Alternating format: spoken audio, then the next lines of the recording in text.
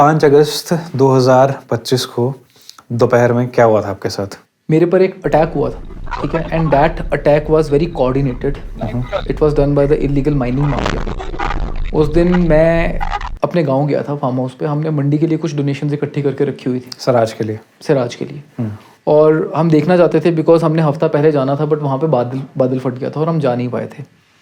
तो उस दिन हमने प्लान किया था कि चलो एक तो डोनेशंस को देख आएंगे, and since we are in the area, हम नंगल खुर्द के गांव में जाना चाहते थे बिकॉज वहाँ पर सोलर पावर प्रोजेक्ट एक अप्रूव किया गया था, जिसकी वजह से वहाँ पे हमने टिपर्स भी बहुत देखे थे चलते हुए, ठीक है, और एक मैदान को खाली किया जा रहा था. ठीक है. आई नो दिस थिंग कि बहुत से लोगों ने सोलर पावर प्रोजेक्ट्स के नाम पे जंगल को क्लियर करने की परमिशंस ली हुई थी. तो हमें लग रहा था कि वहाँ पे कुछ इलीगल हो रहा है और हम उसको देखना चाहते थे.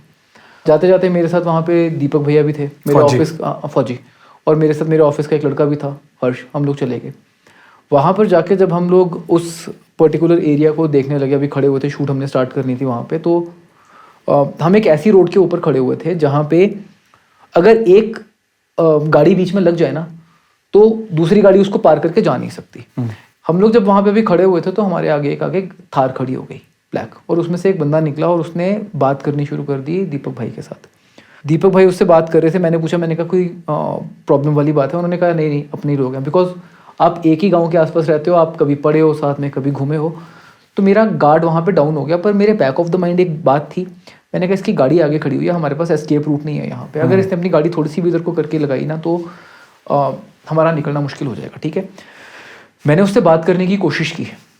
मैं उससे समझना चाहता था कि उसको प्रॉब्लम क्या है. बोलता यार आप लोग ना हमारे क्रशेस दिखाते हो, फिर हमको प्रॉब्लम होती है. करते करते उसने बोलना शुरू कर दिया, तू तो ब्लैकमेलर है, ये है वो है.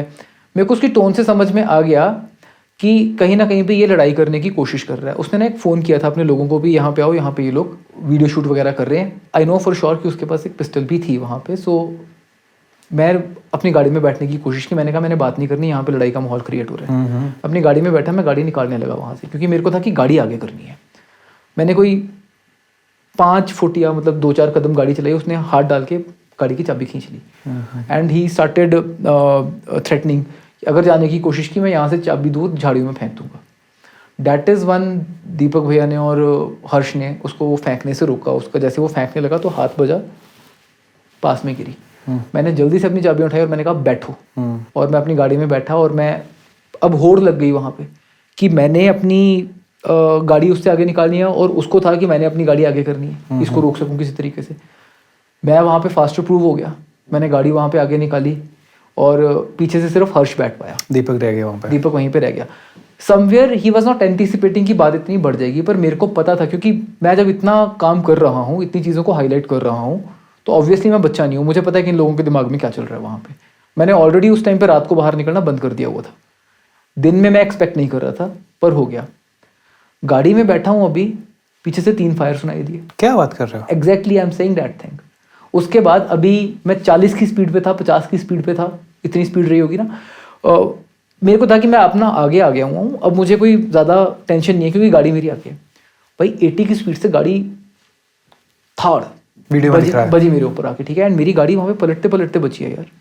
और मैंने कहा यार जिस तरीके से गाड़ी हिली है, इसके पिछले टायर के एक्सल उक्सल हिल गए होंगे, बट स्टिल मैंने फिर उसको खींच दिया वहाँ से. मुझे पता चल गया था कि now the things have gone very serious. थोड़ा सा मुझे ये भी था, मैंने कहा मैं इस एरिया में से निकल रहा हूँ तो मेन थ्रेट तो मेरे ऊपर है, बिकॉज मीडिया मेरे पास है, अपनी आवाज़ लोगों तक पहुँचाने का तरीका मेरे पास है, लोग सुनते हैं. राइट. मुझे था कि पीछे से अगर दीपक भैया वहाँ पे रह भी गए हैं तो वो गाँव में निकल के बच जाएंगे. आगे जाके वो थार काफ़ी देर तक मेरे पीछे आई. उसके बाद आगे एक चोई के अंदर मुझे एक कार ने और रोकने की कोशिश की. फिर वहाँ से निकल के मैं किसी तरीके से एसपी ऑफिस पहुंचा.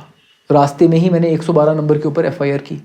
एसपी ऑफिस के अंदर मैंने अपनी कंप्लेंट लिख के दी. You were live on Instagram that day. I was live. और मैंने फिर एसपी से बात की, और फिर मुझे एसपी के ऑफिस में ही पता चला कि दीपक भैया को पकड़ लिया हुआ है और उनके ऊपर चिट्टे का केस डालने की कोशिश कर रहे हैं. क्या बात कर रहे हो? यस, रिकॉर्डिंग है हमारे पास इस चीज़ की, जहाँ पे धर्मपुर के गांव के लोगों ने जब फ़ोन किया दीपक भैया के नंबर के ऊपर, तो दूसरी साइड से बंदे ने बोला कि तुम्हारा बंदा माल के साथ पकड़ा गया है, तू आजा, तेनू दस दिन केड़ा माल है. मैं ऑन द स्पॉट मैं वापस एसपी ऑफिस में घुस गया. मैंने कहा सर उनके ऊपर फेक चिट्टे का केस डाल रहे हैं. और फिर उसके बाद मैं वहाँ से बता बतू के अपने ऑफिस आ गया. अपने ऑफिस आया, मैंने सारी प्रोसीजरल फॉर्मेलिटीज़ पूरी की क्योंकि मुझे पता था कि कहाँ पे फंसेंगे ये लोग, ठीक है। मैंने बताया मैं लॉ के साथ चलता हूँ, और 3:30 मुझे ये सब कुछ करते हुए लग गया। जो मेरे पास अपडेट आई, मैं लोगों को गैल्वनाइज करने की कोशिश कर रहा था। बीच में कई बारी दिमाग में आया कि मुझे वहाँ पे वापस जाना चाहिए, पर जैसे ही मेरे दिमाग में आए मुझे लॉयर ने मना कर दिया कि तूने वहाँ नहीं जाना। जो साथ वाले थे उन्होंने रोक दिया कि तेरा जाना नहीं बनता अभी वहाँ पे। 3:30 बजे मेरे ऑफिस के बाहर 5-6 गाड़ियाँ, 4-4, 5-5 लोग बीच में वो इकट्ठे होने शुरू हो गए। तो मुझे मेरे लॉयर का फ़ोन आ गया कि रोहित निकल वहाँ से। मैंने साथ के साथ ही वो जगह छोड़ी वहाँ से। फिर मुझे शाम को पता चला कि मेरे जाने के बाद दीपक भैया वहाँ पे दूसरी रोड के ऊपर निकले, तो वहाँ पे 4-5 गाड़ियाँ ऑलरेडी लगी हुई थी। उनके ऊपर हवाई फायर किया गया जो उनके पास में से निकला, जो मुझे बाद में पता चला है, और उनको बंदूक दिखा के बोला गया है कि अगर भागने लगा तो मारेंगे। फिर उनको कम से कम 20-25 लोगों ने 1 घंटा पीटा वहाँ पे। क्या बात कर रहे हो? पुलिस आई, पुलिस के 2 बंदों ने उनको रॉड से पीटा। क्या बात कर रहे हो? I am saying this with utmost responsibility. इस चीज़ की हमने कंप्लेंट डाली हुई है, इंक्वायरी बैठी हुई है इस चीज़ के ऊपर। उसके बाद मुझे शाम को पता चला कि मेरे ऊपर IPC 307 लगा दी गई है, जिसके अंदर मेरे ऊपर आरोप लगाए गए हैं कि रोहित वहाँ पे खड़ा हुआ था, ये फलाना फलाना बंदा यहाँ पर आया, इससे बात करने की कोशिश की। जब इसको मेरे को वीडियो शूट करने से रोका गया, तो मैंने अपनी गाड़ी में से दराट निकाला, उसको दराट मारने की कोशिश की। उसने अपना हाथ ऊपर करके अपने आप को बचा लिया। एंड उसके साथ उसका एक दोस्त था जिसने मुझे रोका, और फिर मैं अपनी गाड़ी उसकी गाड़ी में मार के वहाँ से निकल गया। और दीपक और मैं वहाँ पर चोरी करने के लिए ड्रोन से रेकी कर रहे थे। इन्होंने हमको रोका और हमारे ऊपर IPC 307 BNS 109 लगा दी, which is attempt to murder, imprisonment up to 10 years. It is a very serious section. जबकि सब कुछ हमारे साथ जो हुआ था वो दिख रहा था वहाँ पे। और उसके बाद दीपक लोग कोई स्पोर्ट में नहीं आए, इतना टाइम नहीं था गैल्वनाइज करने का। ठीक है। दूसरी चीज़ है, उसके बाद दीपक भैया की फुटेज निकल के आनी शुरू हुई जहाँ पे उनको इतना ज़्यादा हमला उनके ऊपर किया गया। उनको घंटा पीटा है वहाँ पे। कोई और बंदा होता ना इतना नहीं सह सकता था, उनके साथ किया गया। पुलिस ने उनकी पीठ पे रॉड्स मारी। और सुन लो, उसके बाद जिस बंदे के यहाँ पे कट्स बजे हुए थे, आप मुझे बताओ, जिस बंदे के यहाँ पे कट्स मेरे को लगे हुए हैं, वही बंदा बाद में थार के अंदर बैठ के मेरे ऊपर गाड़ी चला रहा है। बाद में उसी बंदे की वीडियो फुटेजेस आ रही हैं, वो दीपक भैया को पीटता हुआ दिखाई दे रहा है, पर केस हमारे ऊपर पड़ा है। वो थार चला सकता है, वो बालों से पकड़ के लोगों को दिखा सकता है कि ये देखो मैं आपको दिखाता हूँ, वो पीट सकता है, बट शाम को उस बंदे को बेड रेस्ट दी जाती है हफ्ते की। और दीपक भैया जिनकी बाजू में फ्रैक्चर है, जिनकी पसलियाँ टूटी हैं, जिनके जबड़े में फ्रैक्चर है, जिनके सर पे फ्रैक्चर है, उनको एक पेन किलर नहीं दी जाती। 30 घंटे तक उनको पुलिस ने कोई मेडिकल नहीं दिलवाया। 30 घंटे के बाद जब वो मैजिस्ट्रेट के सामने पेश किया, तो मैजिस्ट्रेट को बोलते कि सर ये जो वीडियो है जिसके अंदर मेरी गाड़ी को गाड़ी से मारा गया, कि सर ये तो AI से बनाई हुई है। क्या बात कर रहे हो? जज साहब ने बोल दिया, बोलते सुधर जाओ थोड़े से। और फिर उसके बाद उन्होंने, जबकि यू वर लाइव यार। यस। एंड उसके बाद दीपक भैया को उन्होंने फिर हॉस्पिटल भेजा। एंड गेस व्हाट, थर्सडे को शायद भेजा है, फ्राइडे को सेम हॉस्पिटल ने दीपक भैया को डिस्चार्ज कर दिया प्लास्टर लगा के। फिर जब वो कोर्ट में आए, तो कोर्ट में हमारे जो, अब मेरे को एग्जैक्ट सीक्वेंस ऑफ इवेंट्स नहीं पता बिकॉज आई वाज आउट, हमारे जब लॉयर्स वहाँ पे पहुँचे, उन्होंने फिर कोर्ट को बोल के, मजिस्ट्रेट को बोल के उनको व्हील चेयर दिलवाई। फिर उनको व्हील चेयर में उनको जेल में छोड़ के आया गया। और दूसरे बंदे को, जिसके हाथ में यहाँ पे कट लगे हुए हैं, जिसके पास कोई प्रूफ नहीं है उस चीज़ का, उसको 7 दिन की बेड रेस्ट पे रखा हुआ है। तो कट कैसे लगे हो? वो कह रहे हैं मैंने मारे हैं। आपने मारे हैं? मेडिकल रिपोर्ट बता देता हूँ क्या कहती है। मेडिकल रिपोर्ट कहती है कि उसके जो यहाँ पे कट्स बजे हैं वो धारदार हथियार के नहीं है, वो खुंडी चीज़ के हैं। तो आपने कोई खुंडी चीज़ मारी है? दीपक भैया ये कह रहे हैं कि वहाँ पे जब मुझे मारा जा रहा था तो उसको फ़ोन आया था किसी का। उस फ़ोन करने वाले बंदे ने उसको कहा था कि अपने निशान लगा। ये स्टेटमेंट दी हुई है Yes. दीपक ने। यस। और उस टाइम पे क्रशर एसोसिएशन का जो प्रेसिडेंट था, जब मैं SP ऑफिस में अपनी कंप्लेंट करने के लिए घुसा हूँ, तो वो वहाँ से बाहर निकल रहा था। तो आप डॉट्स कनेक्ट कर रहे हो? मैं डॉट्स कनेक्ट नहीं कर रहा हूँ। मैंने पुलिस को अपनी स्टेटमेंट दी है, DGP को भी अपनी स्टेटमेंट लिख के भेजी है, मैंने SP को भी अपनी स्टेटमेंट लिख के भेजी है। एक्सेप्ट करेंगे नहीं करेंगे वो इनके ऊपर है। I gave them a pen drive also. मैंने साफ कहा है उसके अंदर कि 12:02 से लेके या 3 मिनट से लेके 12:10 तक जो बंदा कह रहा है कि मैंने उसको दराट वगैरह मारा है, पता करो कि उसकी फ़ोन से कहाँ कॉल्स आई, कहाँ कॉल्स गई। क्योंकि उसने कहा है कि एक बंदा बीच में आया जिसने मेरे को डांट मारने से रोका। उसकी कॉल लोकेशन निकालो, पता चल जाएगा कि उसने कॉल किसको की थी।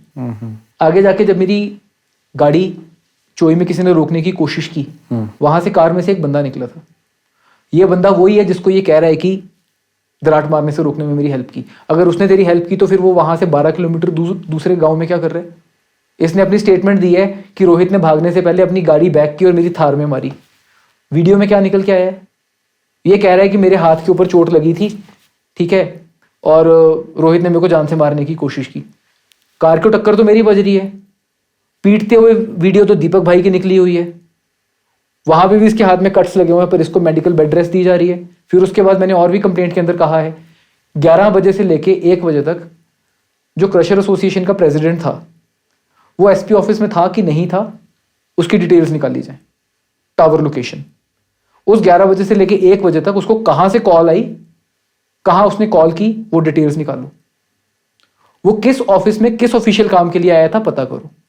कौन सा डॉक्यूमेंट उसने सबमिट करवाया है पता करो। उसकी जो वीडियो फुटेज है उस दिन की सिक्योर करो। 11 बजे से लेके 3 बजे तक जब ये सारा अटैक हुआ है, जब दीपक भाई के ऊपर अटैक हुआ है, ये जितने 4 अटैकर्स थे, इन्होंने किस किस जगह पे कॉल किया है, वो सारा का सारा डाटा सेव करो। दूसरे बंदे के ऊपर सारे बेलेबल सेक्शंस लगाए हुए थे, मेरे ऊपर नॉन बेलेबल सेक्शन लगा दिया, वेरी सीरियस, जिससे मेरे को थाने के अंदर दिया जा सके, जेल के अंदर। और आप उसके बाद फिर अंडरग्राउंड भी हुआ है? आई वोंट से अंडरग्राउंड, मैं अपना लीगल रिलीफ ढूंढने के लिए हाई कोर्ट और सुप्रीम कोर्ट गया था। आपको भी बेल मिली है सुप्रीम कोर्ट से, राइट? Yes. कब तक क्या है उसके अंदर अब नेक्स्ट डेट दे दी हुई है। कब की? अभी आई नहीं है वो। क्या है, कहाँ तक पहुंचा केस? केस बहुत आगे तक पहुंच गया हुआ है। जैसा मैंने बताया है, अब जब ये सारा का सारा इन्वेस्टिगेशन प्रॉपर तरीके से होगा, एंड वी आर आस्किंग कि सीबीआई हो या फिर एसआईटी हो जिससे ये इन्वेस्टिगेशन कराई जाए, तो केस तो तीर की तरह सीधा है। ये अटैक हम पे हुआ था। सुप्रीम कोर्ट के अंदर now we have filed everything in the last 7 months. It is mining, it is stone crushers, whatever illegal business is happening जिसके बारे में मैंने आवाज़ उठाई है, everything is being given to them. और अब उन्होंने स्टेटस रिपोर्ट मांगी है उसके ऊपर। दैट मीन्स अब सुप्रीम कोर्ट इनसे आंसर मांगेगी और उस आंसर के ऊपर अब हम लोग फाइट करेंगे। This was a coordinated attack. अगर उस दिन वहां पे मैं मिल जाता तो शायद दीपक भैया को और मुझको मार देना था इन लोगों ने। अच्छा। It was 100% sure.